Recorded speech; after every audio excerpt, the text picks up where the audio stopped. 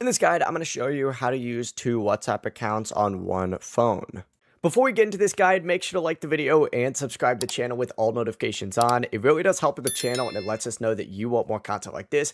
We'd greatly appreciate it. And if at any point throughout this guide you did have any questions, just ask them down in the comment section below and we could help you out further. I'm going to be doing my best to reply to every single comment down there. Now, I do want to say this method does work best on Android phones that do support app cloning like Samsung, but essentially just open up your settings on your device, tap search up at the very top, and search for dual messenger or dual apps. Open up that setting and you're going to see a list of apps that can be duplicated. Find WhatsApp, turn it on, and your phone will ask you if you want to install a second copy of WhatsApp. Obviously, confirm that or hit install and it'll install.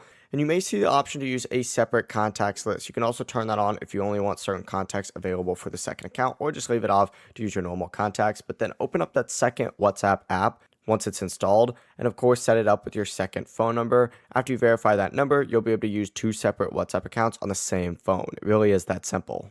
Before you leave this guide, make sure to like the video and subscribe to the channel with all notifications on. It really does help the channel and it lets us know that you want more content like this. We'd greatly appreciate it. And if at any point throughout this guide you did have any questions, once again, ask them down in the comment section below and we could help you out further. I'm going to be doing my best to reply to every single comment down there. Have a great rest of your day though.